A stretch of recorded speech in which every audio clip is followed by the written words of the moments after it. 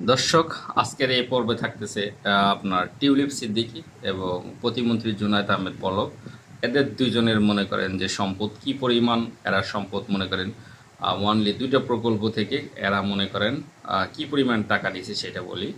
Tulip Siddiqui, ঠিক আছে, শেখ হাসিনার বোনের মেয়ে, শেখ রেহেনার মেয়ে। সে ব্রিটিশ পাসপোর্টধারী।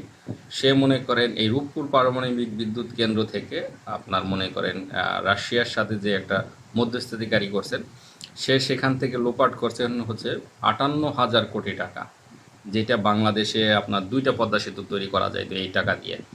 তারপরে হচ্ছে আপনার প্রতিমন্ত্রী পলক, ঠিক আছে, সে আপনার মনে করেন এই মন্ত্রী হওয়ার মানে পর থেকেই সে এখান থেকে এই দেশ থেকে লুপাট করছে হচ্ছে আপনার মোট ৪০,০০০ কোটি টাকা।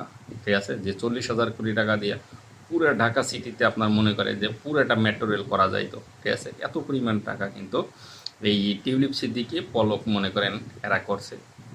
এই হচ্ছে দুইজন। আর বাকি যারা আরও আছেন শেখ পরিবারের বাইরে, ঠিক আছে, এগুলির হিসাব পর্যায়ক্রমে আপনারা পাবেন।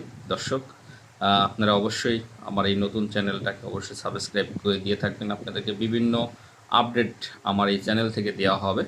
দর্শক, আজকের আমার এই পর্ব।